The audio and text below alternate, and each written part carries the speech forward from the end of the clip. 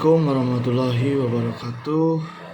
Perkenalkan, nama saya Ramdhani Oktavian Sastra dengan NRP 22301092. Baik, pada presentasi kali ini saya akan membahas tema negara dan konstitusi, yang dimana sebuah topik fundamental yang menjadi dasar dalam penyelenggaraan kehidupan berbangsa dan bernegara, termasuk dalam menghadapi perkembangan zaman saat ini.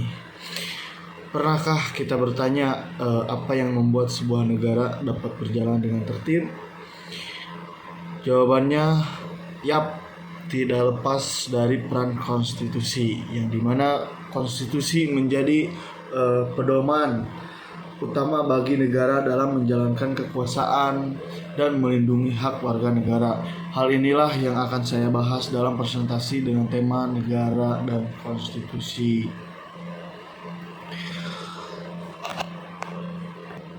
Negara dan konstitusi dalam memenuhi ruang digital.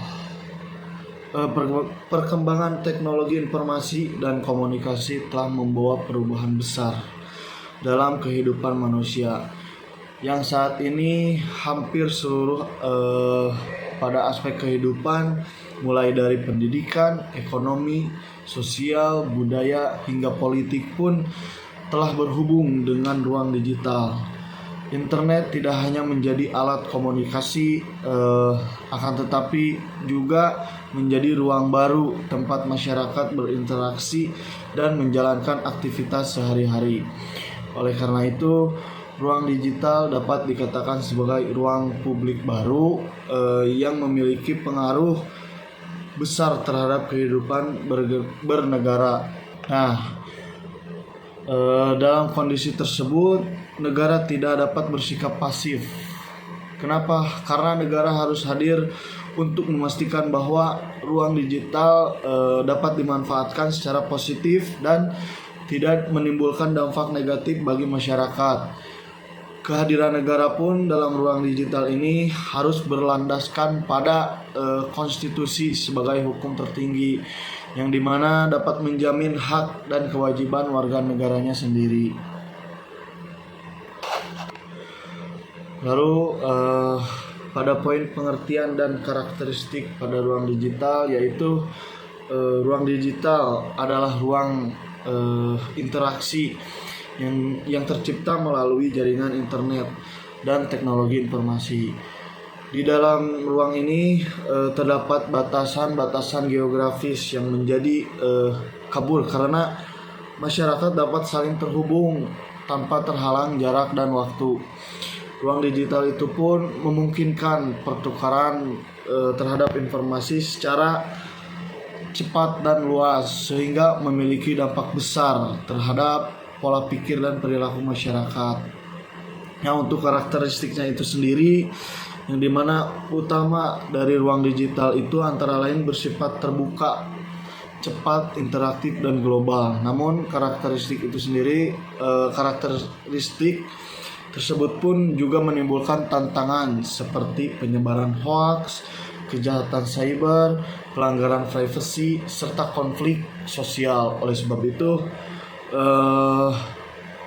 pengaturan ruang digital menjadi kebutuhan yang tidak dapat dihindari.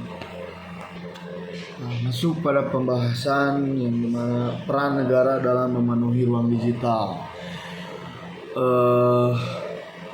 Bahwa negara memiliki tanggung jawab utama dalam mengelola ruang digital demi kepentingan masyarakat.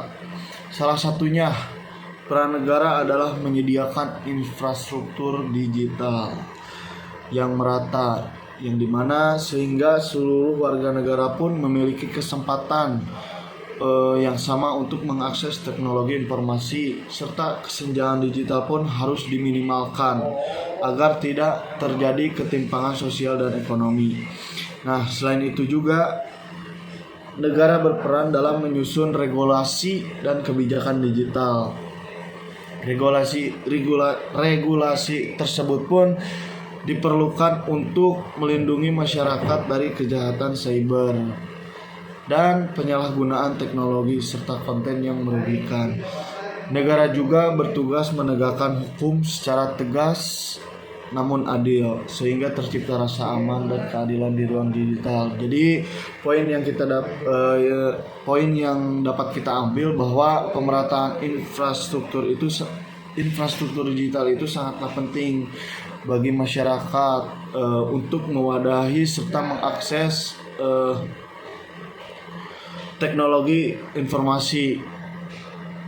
Nah, jadi selain regulasi dan kebijakan teknologi pun, bahwa infrastruktur digital itu sangatlah penting untuk masyarakat.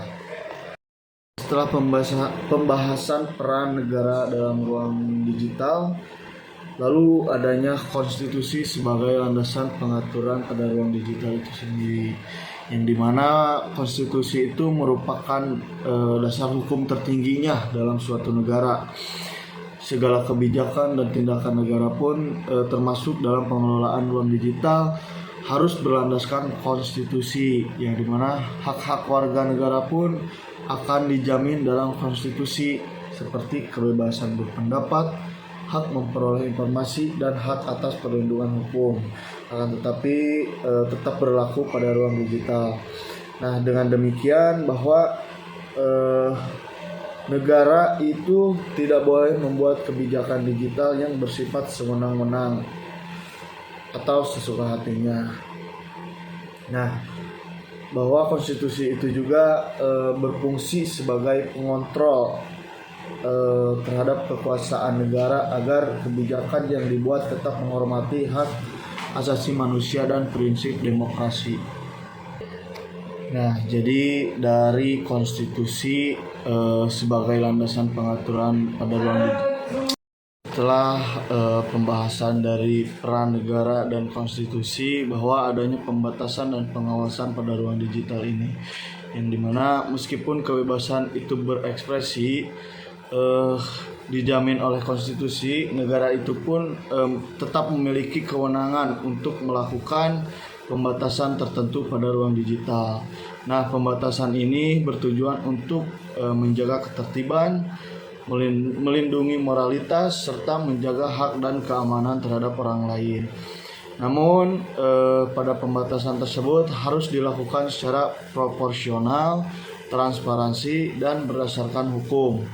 Negara pun tidak boleh menggunakan alasan keamanan untuk membatasi kebebasan secara berlebihan. Nah, disinilah konstitusi berperan sebagai pedoman agar keseimbangan antara kebebasan dan ketertiban tetap terjaga. Setelah pembahasan dari pengawasan dan pembatasan, lalu adanya tantangan negara pada era digital. Bahwa dalam pengelolaan ruang digital, negara menghadapi berbagai tantangan, yang dimana seperti perkembangan teknologi yang sangat cepat, lalu perbedaan tingkat literasi digital masyarakat, serta pengaruh globalisasi informasi. Negara pun dituntut untuk berlaku adaptif dan responsif agar kebijakan yang dibuat tetap relevan dengan perkembangan zaman. Selain itu pun kerjasama antara negara, masyarakat, dan sektor swasta juga sangat diperlukan. Bahwa pengelolaan ruang digital tidak dapat dilakukan oleh negara sendiri, melainkan membutuhkan partisipasi dari seluruh elemen masyarakat. Dari penjelasan tantangan terhadap ruang digital, poin yang dapat kita ambil bahwa adanya perkembangan teknologi yang sangat cepat, lalu literasi digital pada masyarakat, dan kerjasama multi pihak. Nah, mungkin sebagai penutup bahwa dapat disimpulkan pada ruang digital itu merupakan bagian penting dari kehidupan bernegara pada era modern.